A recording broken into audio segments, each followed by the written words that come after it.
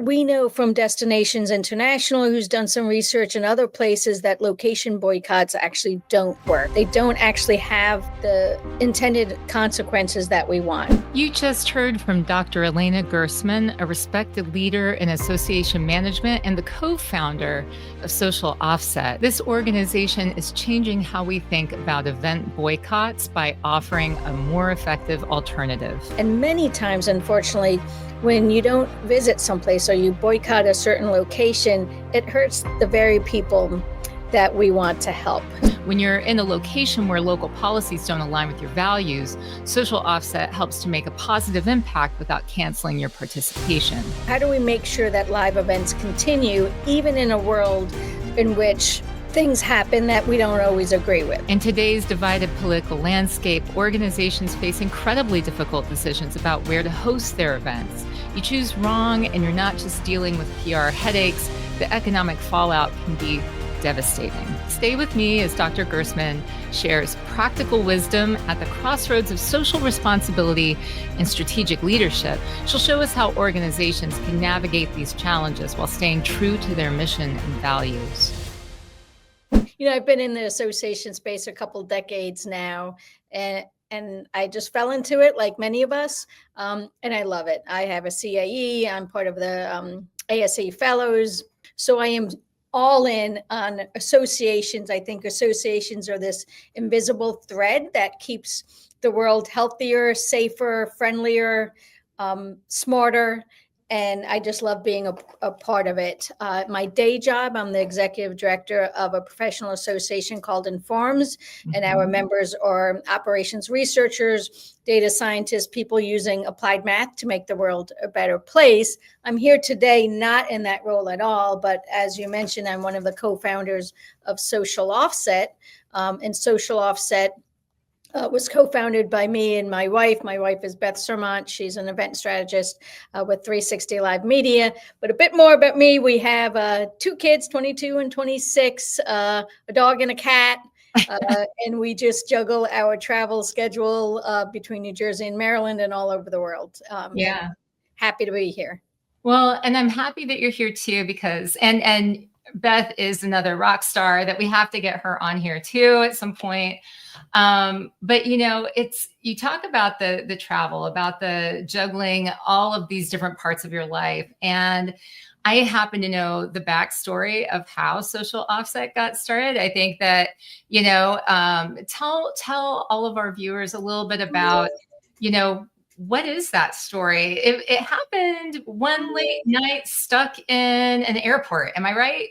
In 2019, I was at the Dallas-Fort Worth airport about to board a plane home from Dallas to New Jersey, and I was hungry. And the only place to get something decent was from a restaurant that we typically boycott because their values of the CEO don't align with my family's values. But that was the only place I could get. And if anybody knows me, you do not want to be around me when I'm hungry.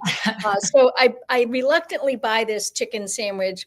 And the first thing I do, even before I ate it, I sat down and I tried to figure out of the price I paid for that sandwich, what percent would be profit? Mm-hmm. And then what percent of that profit might wind up in the pocket, in the wallet of the folks at the top of this organization that might give that money that they get from my sandwich to a cause that a charity or a PAC that's working against my family values. And I said, wouldn't that be cool if I could just figure out a way just to like open an app and say, hey, I just spent $8.72. And then it automatically sends 82 cents to a charity that I pick. And I was like, I should create an app. And then Beth and I, my wife and I were driving from Maryland to New Jersey, which we do most weeks. And we were saying, what are we going to do as we have to travel for our work? And we go to states that don't align with our values.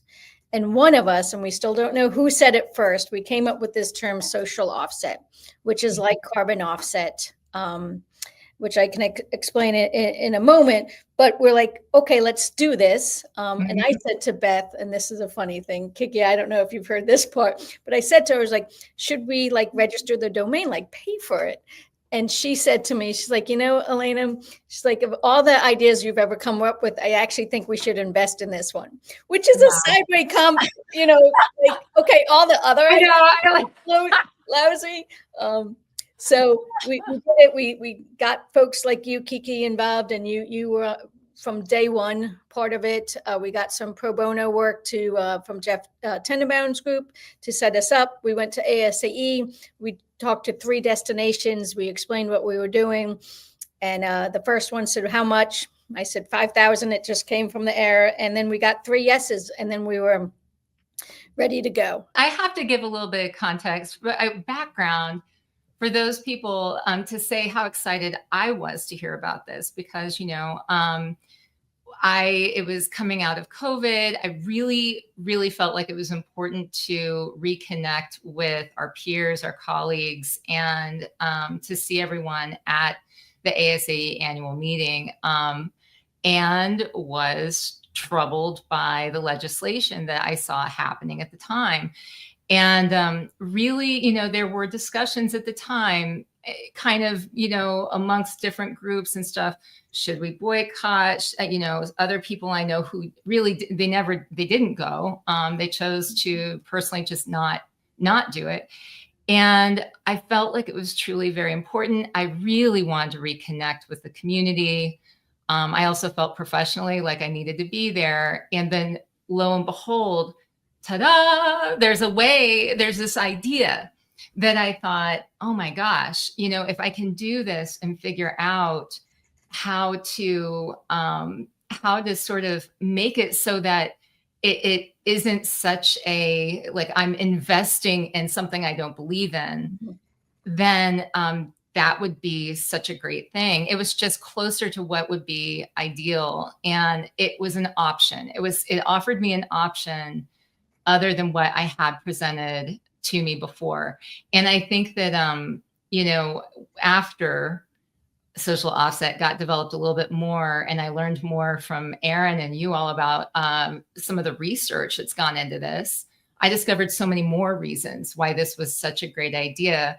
But let's talk about the idea. Let's talk about SocialOffset, because it became a little bit more, there were more reasons behind it than just offsetting your presence. It was also thinking about the impact on the community and all of those things. So tell us a little bit more about SocialOffset and the premise, the concept, and the ideas behind it. Yeah. I can go in so many different ways. I love that. Love what you shared, KiKi. You know, so part of this, when I think about some of the basic building blocks, is Beth, my wife, sees the world through live events. Mm-hmm. The beauty of live events, the fact that, like, if you think about whether we're ever going to cure cancer, that's probably going to be based on researchers, physicians, scientists that are in a hallway at one of the events that someone in the association space put together, right? Yeah. They've either met there as grad students, they're collaborating, they see you talk. So this is how things get done. This is the magic of our world. So that's how she views this world, that we need live events, right? Which COVID disrupted. And then I view the world more in a social justice. What can I do to make the world a better place? And that's why that's what the background of SocialOffset is. So how do we make sure that live events continue, even in a world in which things happen that we don't always agree with? And the only way not to participate is to pretty much boycott a location and say, you know what, I'm not going to go to that location. Which, when someone says that, we can be upset with them, but our view is you have to validate it's coming from a good place, right? They're trying to do something that meets and matches their own comfort level. But we know from Destinations International, who's done some research in other places, that location boycotts actually don't work. They don't actually have the intended consequences that we want. And many times, unfortunately, when you don't visit someplace or you boycott a certain location, it hurts the very people that we want to help. So many of the frontline hospitality workers or people of the lower socioeconomic status And when we don't go to those cities, they lose their jobs. And when they Right. lose their jobs, they're not voting in ways that going to help. Like, we need people in those places to vote, to change the policies, to change the culture of that state. The other thing is, what we found is when we, especially in the more recent past, in the last couple years, is when you boycott a state or a city, you actually can amplify the other side, let's say. Yes. And they're like, yep, just another place that we don't want them anyway, which is not Right. the same 10 years ago when we did the bathroom bills in North Carolina. That was a different environment for us. So what SocialOffset does is, by working with the destinations, working with the events organizers, is we create what we call campaigns that identify local charities that are doing the good work, that are doing the good fight. So when someone goes to a location, they're attending an event, they can open up our page, socialoffset.org / whatever the event's called, and we will show 2, 3, 4, 5, 6 charities. Hopefully they find one that aligns with their values. And within 30 seconds, we have a seamless transaction. You can donate to a charity that we have vetted.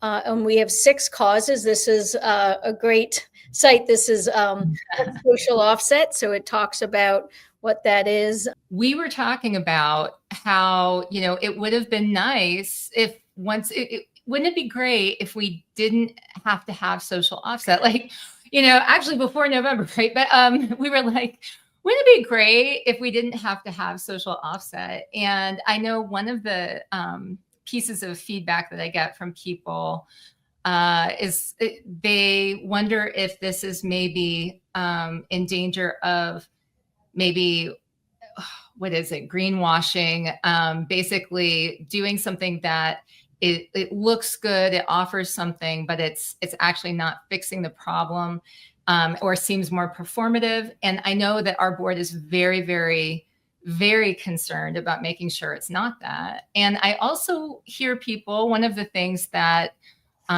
will be brought up sometimes will be, I'm afraid that this is setting up a campaign with social offset is going to compete with a charity or something that my association or somebody who's the head of my association wants to see be successful. And I think that it's really important to talk about those things and to talk about, some ways that other associations have addressed those, because certainly, I mean, that's not unique that an organization already has something that they're trying to support. So I just, do you have any thoughts on or examples that you want to share about that sort of thing? I do. But that was, I just want to, it's a few questions there. So Yes, it was. Let me answer the, what Greenwashing? about other charity? Let me do the other charities, because it's going Okay. to also address the greenwashing. We're not playing a zero-sum game here, right? So there's not one thing that we can do to fix the problem. There's not one charity we can raise money for. So in terms of, the other charities, is lots of people can use the money, whether it's $5 or $50. One of the things that we like to think about is this idea of one charities or charity. Like, let's think about, I'm thinking about something 10 years ago where there was an activity about building tricycles, or many of us have done hospitality kits. That has always existed, and I think should always exist, right? We should always try and give back to either the community, and we know we have attendees that want to do that. This is not in competition with it. It can be in addition to it. But we also don't want to ignore the fact that today's world is different than it was 10 years ago or 20 years ago. Right. So we know that we have some attendees that want to do more than build tricycles, but they want to make sure that the folks that they are walking by on their way from the hotel to the convention center every morning, that they see people who are housing insecure or hungry, and then they walk into the convention center and then there's just food all over the place.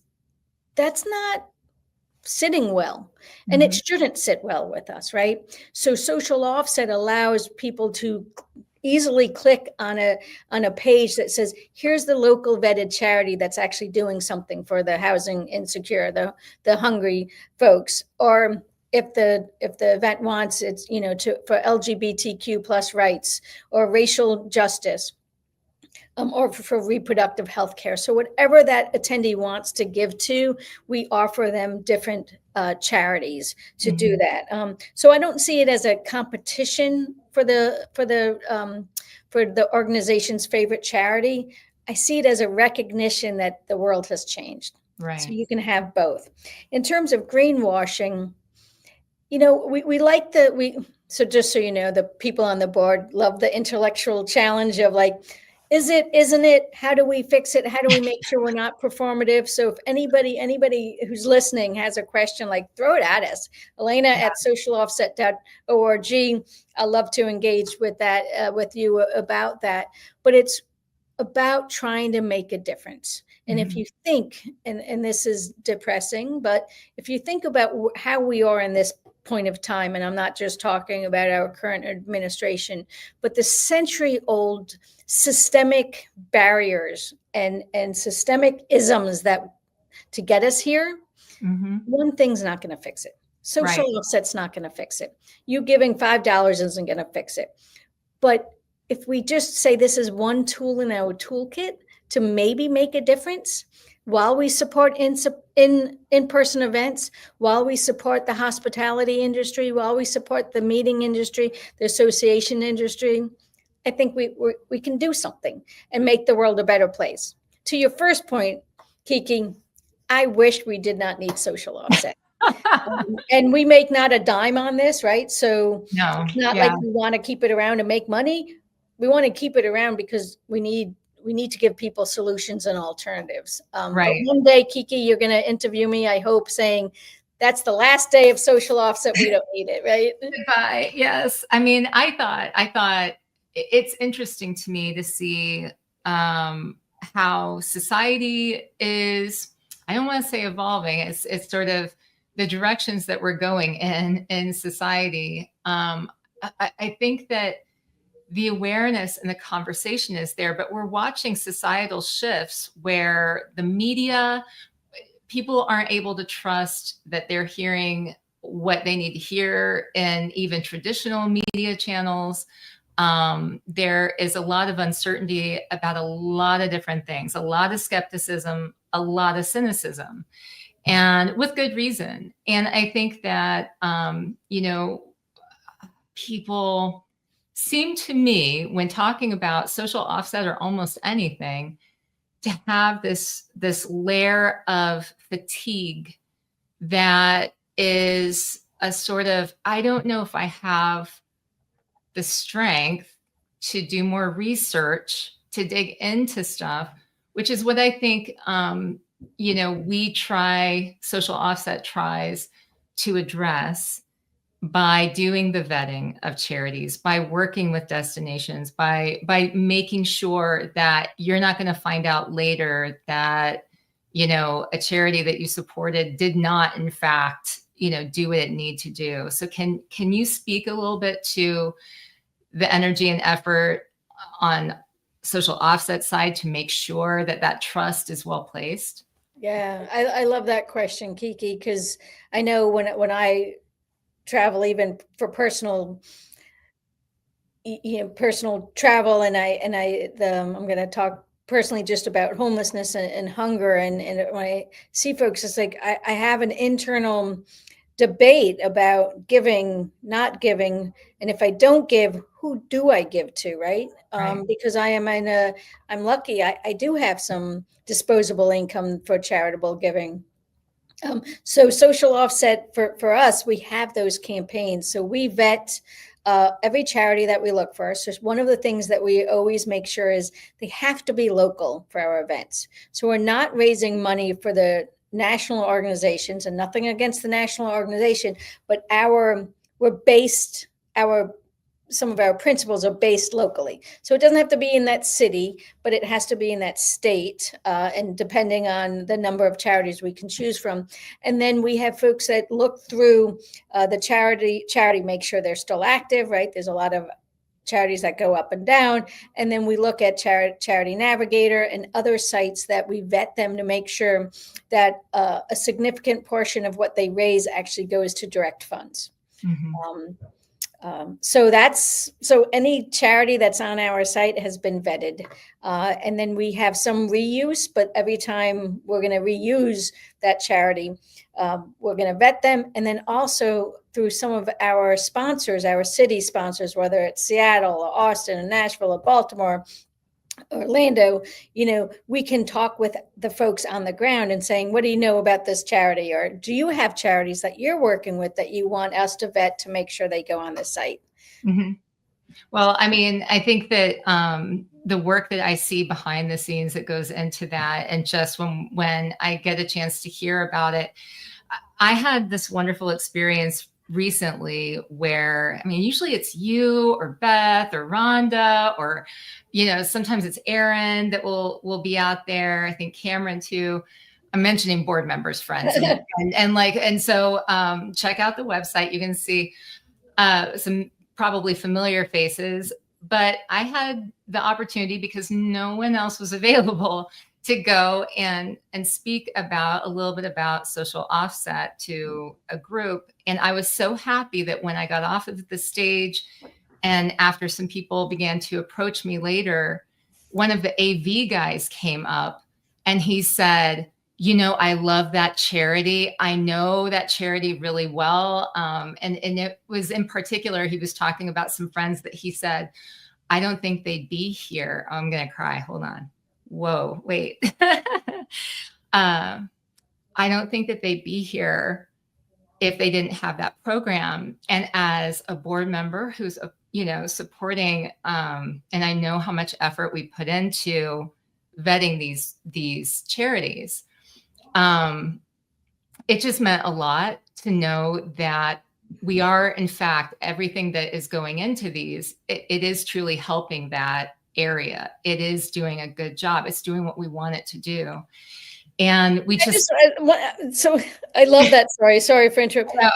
And that's so much of it's not about social offset. This idea of social offset, not wanting to exist, we are not the hero in this story, right? So when we go, and I know what event you're talking about, it's not about splashing social offset there. It's about splashing the logos of the charities that we are we're collecting money for. So it's because that's what people are giving to. We're not asking anybody on this call to give a donation to social offset. It's we want you to give it to the local charities who are doing that direct work, KiKi, that the AV person said they know people who've had their lives saved by these local charities. Yeah, it really was probably the most meaningful comment. And, and I think that sometimes when you end up talking about something like this, it almost feels, because we care so much about it, it's it feels like, you're promoting it, you're pushing it. And it's no, this is really, we want this to truly help the people there as we are continuing to meet. We understand that these are strange times, and we're trying to continue to bring people together. And while we bring people together, help support those values that we care the most about, right? Yeah. And bringing people together, if we can bring people together while reducing the divisiveness among us, that would be wonderful. And if we can make the world a better place, that would be wonderful. So if I can, I want to build on something in terms of what people can do, right? So first of all, give to the local charities. If you're going to an event that has social offset, just click on the link and find the ones that we have vetted and give $5, $10, $20, $50. You can truly offset your impact if you want, or you can give what you can give. But it's also asking the meeting planners who are listening to reach out. If you want to use social offset, please do. And there is a fee to use us, and that's just to help us pay our bills, but we never let financial the ability to pay get in the way of us doing our mission-based work. And the other thing is that we do ask the destinations. Our business model is to rely on our destination friends, the Visit Austins of the world, the Visit Dallas of the world, to sponsor us. And these are the folks that pay for the back end, right? The accountants we need, the marketing folks we need, those folks to do the work. Again, board members make not a cent, and we're not trying to do that. In order to, the whole thing is to get the attendees dollars to those local charities to make a difference. The other thing, the other thing I can ask of your listeners, KiKi, is if they're going to an event and that event's not using Social Offset, sending a note to the membership or the meetings team is, hey, do you know about Social Offset? Because I want to be able to give to Social Offset when I go to your event. And that's a way to spread the word that we haven't done much yet, but I do think that that's a meaningful way. For those of you who work in associations on this call, if you get 3 messages from members, that's oh my gosh, there's a movement out there. So please, send notes saying, hey, do you know about Social Offset? Use Social Offset. We've talked about fatigue a couple of times here. It's hard to start something. I was just talking about this in another interview the other day. It's hard to start something. It's hard to keep it going. And I know the passion and the drive that you and Beth have, and that everyone involved in this has. How is your energy holding up? There's having watched this from the beginning in this setup, it's like to watch it start, to watch it take off, to watch, all of these different things happen is very exciting. And then it's like when the challenges of setting up, like, okay, so we're scrappy, but we're going to have to figure out how to just keep this rolling and continue to get the word out. We think this is a good idea, but how are you doing with this? I mean, I'll try not to cry, but some days it's harder than others, right? Yeah. We're trying to not only, we of course all have our day jobs, right? But we have family and we have neighbors who are we're under so much pressure for just the regular stuff. And then to see, like, Social Offset is our volunteer project. It's a passion of ours because we want to do it, but some days there's nothing left in the tank, right? And this is where, I'm thankful that we have folks like you, KiKi, right? So let's talk about the event you went to in Orlando a few weeks ago. We got the invitation and it was like, could I make it? Could Beth make it? What would we have to juggle? And then there were a couple other, and it was just like, and it was like, okay, someone from the board. So a note was sent to our board members. Can anybody do this? And then out of that, we had the Phoenix of KiKi, like, we have to rely on each other to get this done, or we would miss opportunities. And we miss opportunities, KiKi, just because we can't do it all. And people are tired and fatigued. But what keeps us going is just, for me, it's the donations, the social justice. For Beth, it's the in-person meeting. And now it's the story that you told about that AV person, right? It's saying, like, can we do it? But it's, it's challenging. And I know it's challenging for our destination partners. It's challenging for the folks working on behalf of Social Offset, for the meeting planners. There's not a shortage of challenges. Well, I told you I would only keep you for like 30 to 45 minutes. And we're rapidly approaching the buzzer, right? We can talk for hours, KiKi. So yes, but go to socialoffset.org and learn all about this. Last thing, what's your dream for the future of Social Offset? So if Social Offset has to continue, right, because of the world, yes, I want my dream I don't Yeah. know. Okay. You must do it. It's Taylor Swift, So right? big. So it's Taylor Swift. It's socialoffset.org/Taylor Swift. So when she is on the stage, and no matter where she goes, she has a QR code, and you have thousands of people clicking that QR code and leaving that location better off. That's what I want, right? That's, so it's more than association meetings. And then also the original dream, which is I'm driving through a state, I go to a location or a store that I'm not super happy with. I can type in, I just spent this $16, or $60 on gas in this state, and automatically it knows my credit card. It calculates that I should donate $2.82. They're done. We've left the world a better place.